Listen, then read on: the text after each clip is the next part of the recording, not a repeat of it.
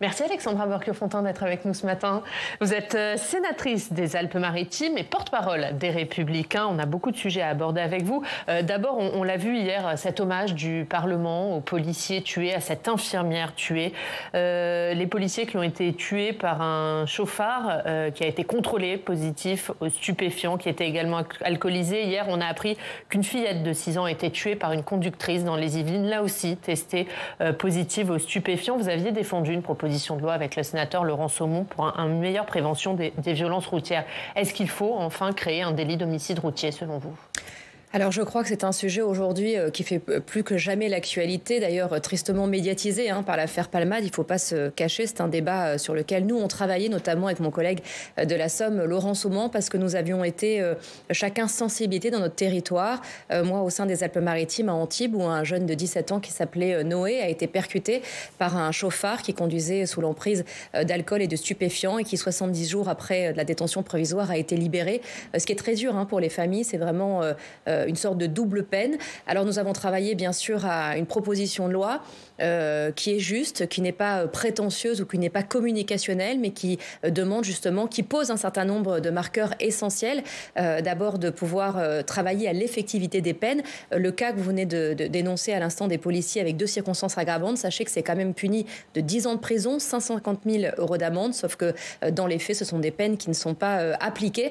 Donc nous, on demande justement l'applicabilité des peines. Je crois que c'est ça le sujet majeur et que l'ensemble des associations qui luttent contre les violences routières également demandent plus de prévention également. Je crois que c'est un sujet assez important. En tout cas, c'est un sujet sur lequel il faut qu'on se penche.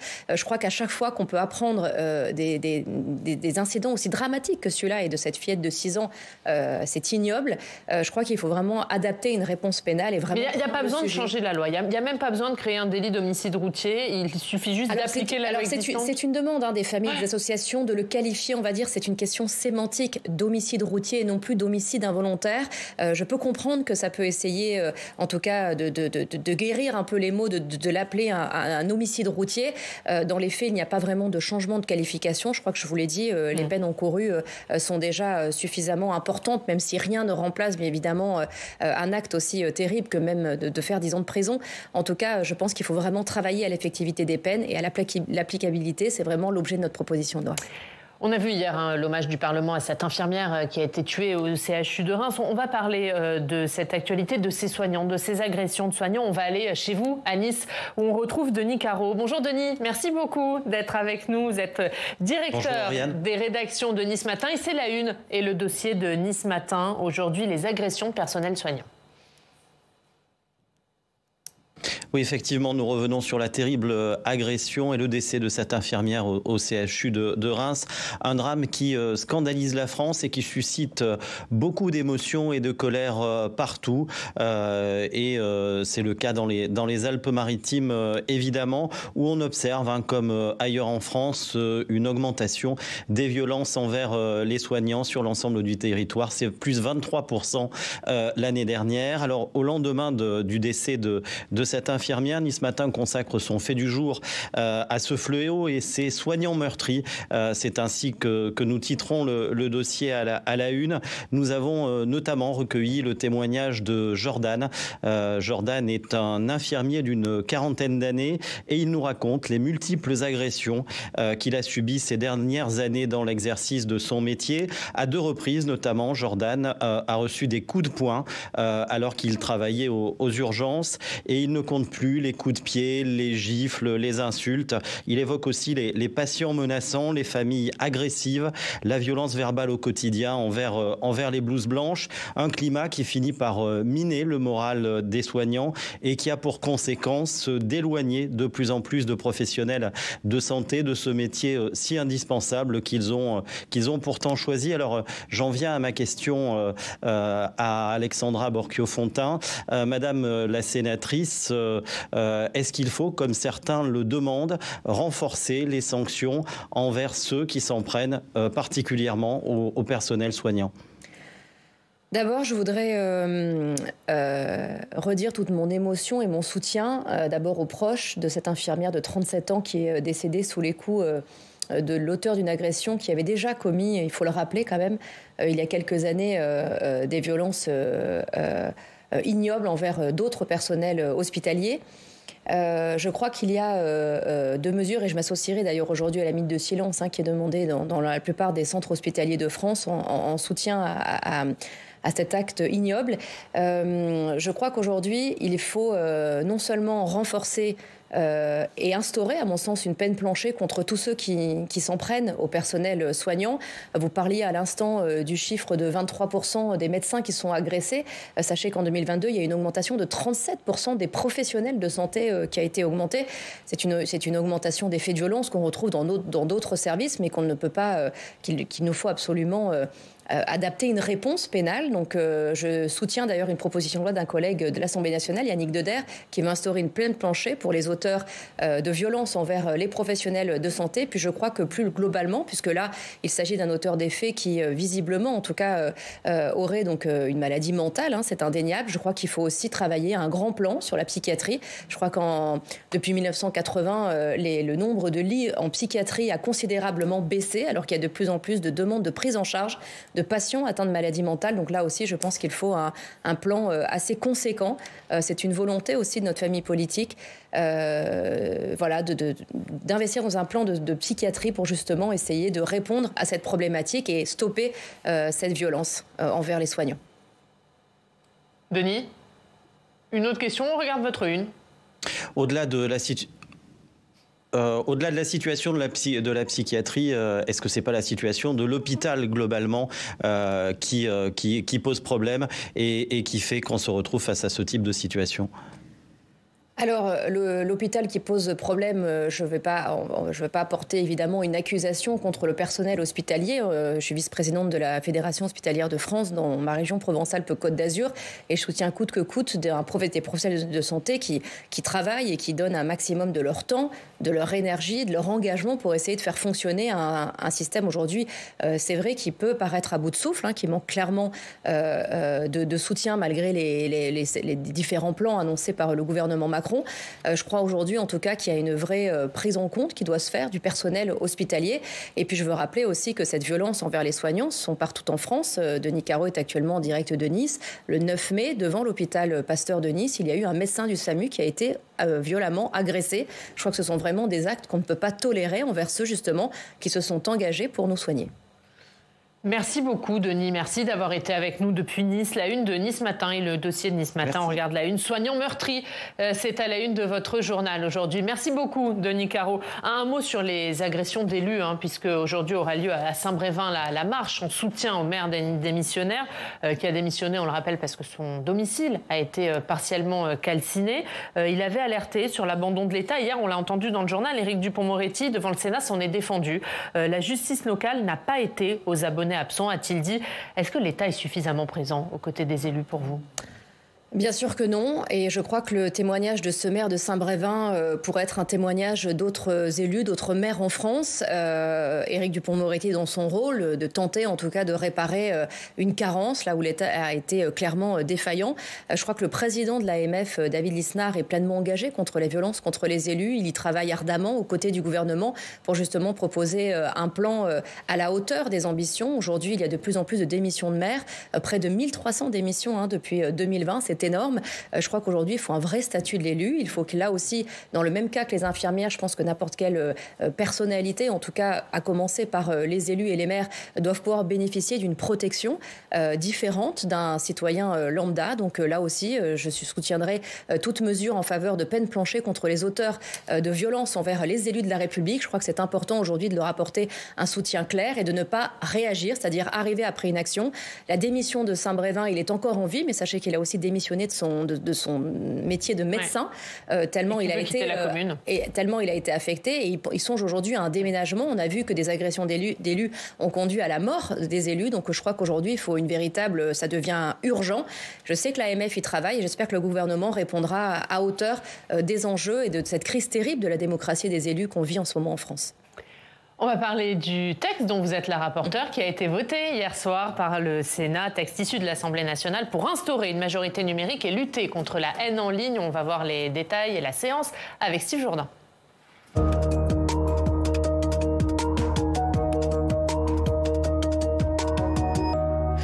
Bonjour Steve. Bonjour Yann, bonjour Madame la sénatrice. Bonjour. Et Steve, le Sénat a donc adopté hier soir une proposition de loi pour instaurer une majorité numérique. Il y avait urgence à agir? Ce qui est sûr, Yann, c'est que les mineurs sont plus victimes d'Internet que les autres catégories de la population. Je vais vous donner quelques chiffres. Premier constat, les plus jeunes sont très présents et très nombreux en ligne. 82% des 10-14 ans consultent Internet sans leurs parents. C'est des chiffres de la CNIL. Pour les mineurs, Internet, c'est aussi et peut-être surtout, en fait, 28%. C'est aussi surtout les réseaux sociaux. Et justement, ces réseaux sociaux qui sont très utilisés. 28% des 7-10 ans se rendent régulièrement sur un réseau social. C'est une enquête Ipsos. 60% des 11-18 seraient par exemple inscrits sur TikTok. Alors cette présence en ligne n'est pas problématique en soi, mais les experts tirent la sonnette d'alarme. Elle augmenterait les risques de dépendance, les risques de harcèlement ou encore les risques de faire de mauvaises rencontres, c'est-à-dire de tomber sur des prédateurs sexuels ou encore des dealers, Oriane. Et alors, que prévoit le texte adopté hier soir? Mais il fixe une borne à partir de laquelle le mineur devra obtenir l'accord des parents pour s'inscrire sur un réseau social. Écoutez la secrétaire d'État à l'enfance, Charlotte Cobel.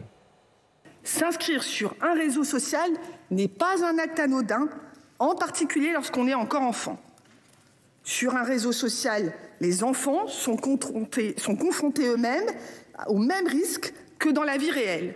Je dirais même parfois plus que dans la vie réelle. Les réseaux sociaux sont source de dangers réels et graves. En cela, contrôler et accompagner l'accès des mineurs à l'entrée des réseaux est une réponse efficace. La proposition de loi a été adoptée début mars à l'Assemblée nationale. Elle a été amendée hier par les sénateurs très concrètement avec les modifications apportées par le Sénat. En dessous de 15 ans, le mineur pourra s'inscrire sur n'importe quel réseau social s'il a l'accord d'un des deux parents. Au-dessus de 15 ans, il est un majeur dit numérique. Il peut donc faire ce qu'il souhaite. Question très simple, Madame la sénatrice. Comment vous allez vérifier l'âge des enfants qui se connectent en ligne et qui s'inscrivent sur les réseaux sociaux ? Alors le procédé vise justement à ce que l'Arcom produise un référentiel, c'est-à-dire une liste justement d'éléments technologiques dont les plateformes, les réseaux sociaux vont avoir l'obligation de s'emparer pour vérifier l'âge. L'auteur de cette proposition de loi dont laquelle j'ai été rapporteur visait justement à poser le débat, à échanger aussi au sein des familles. Je pense que ça suscite un certain nombre de questionnements, mais c'est surtout un constat. Vous avez rappelé des chiffres essentiels. C'est vrai qu'aujourd'hui, on s'inscrit sur un réseau social à 8 ans et demi. La moitié des 6-10 ans sont titulaires, propriétaires en tout cas d'un téléphone portable. Donc 6 ans, je rappelle, c'est quand on rentre au CP qu'on apprend à lire. Donc aujourd'hui, les parents mettent très facilement des tablettes dans les mains des enfants et je pense sans forcément imaginer que le contenu qui peut être diffusé peut être difficilement digéré par un enfant. Nous, en tant qu'adultes, on a le discernement nécessaire pour pouvoir digérer ce qu'on voit. Ce n'est pas le cas des enfants. Donc je crois que cette proposition de loi, en tout cas, elle avait vocation à poser le débat quant à l'applicabilité de la proposition de loi. Il y a un problème d'application de cette loi. Il y a un problème d'application, personne ne peut le savoir. On a voté hier soir le texte, donc on est moins de 12 heures après. De toute façon... Est-ce qu'on pourrait encore mentir sur son âge quand on s'inscrit sur un réseau social? Mais je pense que de toute façon, il n'y a aucune technologie au monde qui est infaillible. Mais à partir de ce moment-là, alors qu'est-ce qu'on fait? Soit on se dit, de toute façon, on pourra toujours la contourner, ça sert à rien. C'est déjà un petit peu le cas en ce moment. Les plateformes interdisent aux moins de 13 ans, mais on sait bien qu'en changeant la date de naissance, c'est un peu comme l'accès au site Internet. On clique en disant qu'on a plus de 18 ans. Je crois qu'aujourd'hui, en tout cas, comme pour le rapport porno dans lequel j'ai été co-auteur, il faut véritablement, à nous, législateurs, en tout cas, poser un seuil de maturité, un âge légal, c'est-à-dire qu'à moins de 15 ans, on peut consulter, on n'interdit pas de consulter, mais on place l'autorité parentale au cœur du dispositif, c'est-à-dire que c'est le parent qui va décider si l'enfant va pouvoir avoir un réseau social. Mais ce qu'il faut savoir aussi, et ce que j'ai précisé hier dans ma prise de parole, c'est que d'autoriser un enfant à accéder à un réseau social, c'est une chose, mais contrôler ce qu'il regarde, c'est mieux. Alors évidemment, c'est impossible pour un parent de rester collé à son enfant, à regarder exactement ce qu'il fait. Mais vous parliez à l'instant d'un pourcentage d'enfants en fait, qui consultent sans les parents, plus de 80%. 82%. Alors, c'est une suite logique. Les parents reconnaissent à 86%, évidemment, qu'ils ne savent pas exactement ce que font leurs enfants sur Internet. Et c'est tout là le problème. Ils sont un peu démunis, parce qu'aussi, les enfants, ils maîtrisent mieux la technologie que les parents. Alors, il y a cette fracture numérique aussi. Et je pense, en fait, que cette proposition de loi au contraire, va servir aussi d'instaurer le débat à la maison et va servir de garde-fou et aussi d'aide aux parents, justement, en un peu les responsabilisant. Et je trouve que c'est une proposition de loi qui est une proposition de bon sens, qui fait consensus. On a travaillé avec le gouvernement main dans la main. Il y a des amendements qui ont été adoptés de la part de l'opposition sénatoriale parce que c'est un sujet avec comme seul objectif la protection de l'enfant. C'est un texte de Laurent Marcangeli, le président du groupe Horizon, sur lequel tout le monde s'est mis.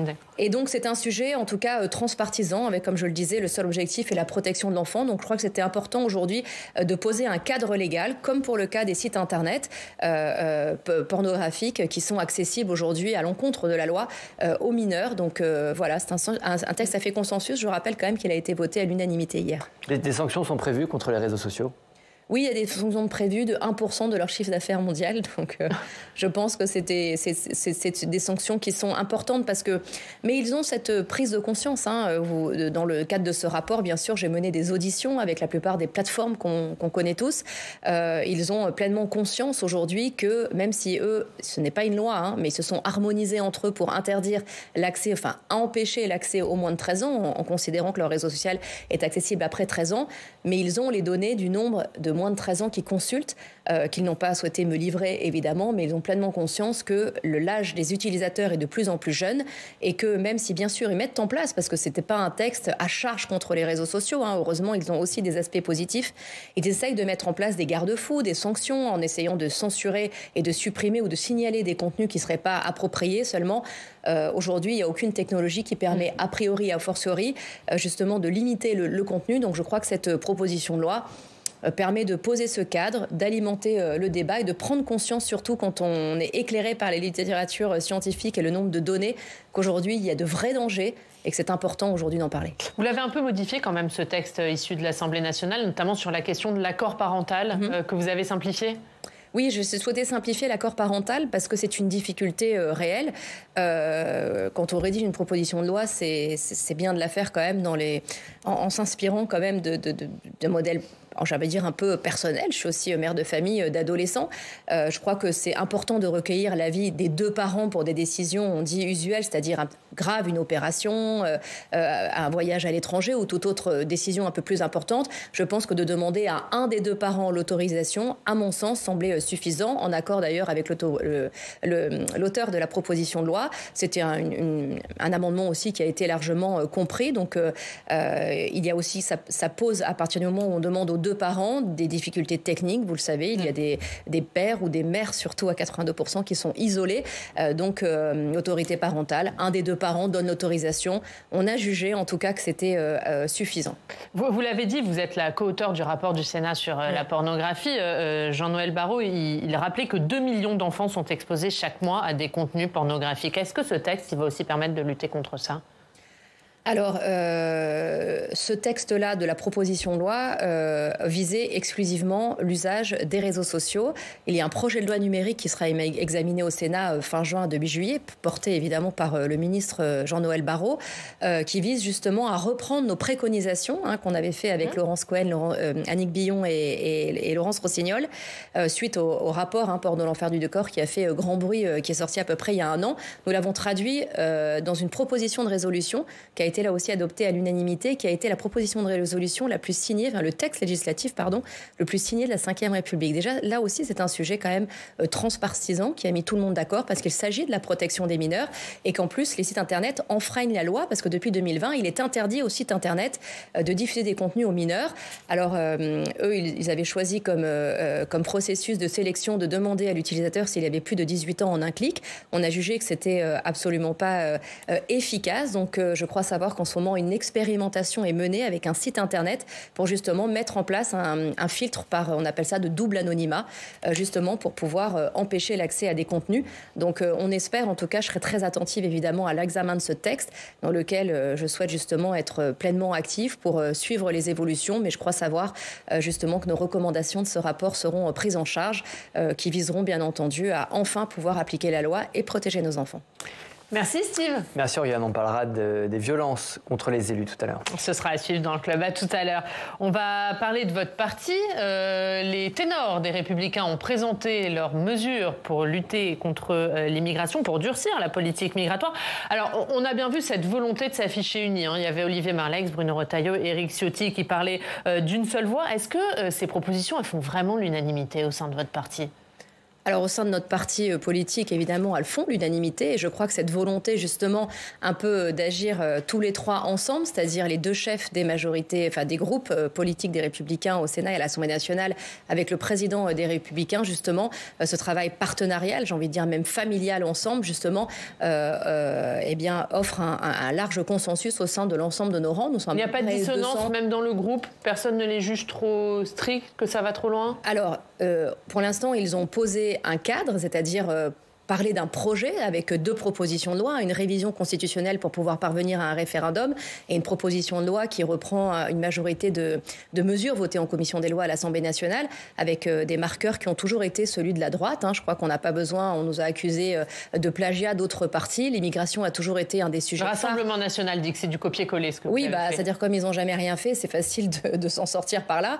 En tout cas, nous, c'est un sujet, l'immigration, qui n'est pas nouveau pour notre famille politique. Je crois que dans les années, quand j'étais enfant RPR, je me souviens en tout cas de regarder à la télé déjà ce sujet qui était au cœur des états généraux de la droite.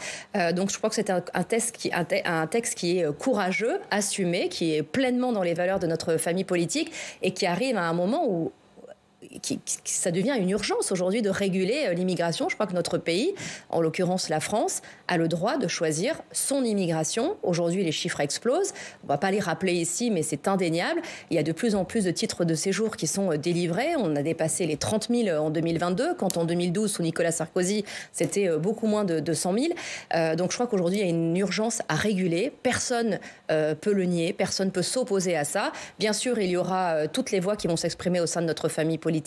Nous sommes une famille politique de débat, d'échange. Chacun fera entendre sa voix, mais je pense qu'on fera consensus sur ce sujet au sein des Républicains. Et au sein de la majorité sénatoriale, parce que la majorité sénatoriale, c'est la droite et le centre. On a appris que les centristes allaient également déposer leur propre proposition de loi. Est-ce que ce sujet est en train de fracturer la majorité sénatoriale ? Non, je crois que la majorité sénatoriale, elle porte ce nom déjà de travailler en partenariat. Après, je trouve ça totalement sain que chacun appartient à une famille politique avec des marqueurs qui lui sont propres. Donc l'Union centriste, en l'occurrence pour le Sénat, va proposer son projet sur l'immigration. Je suis sûre qu'on se retrouvera sur un certain nombre de points, que chacun ait ses marqueurs.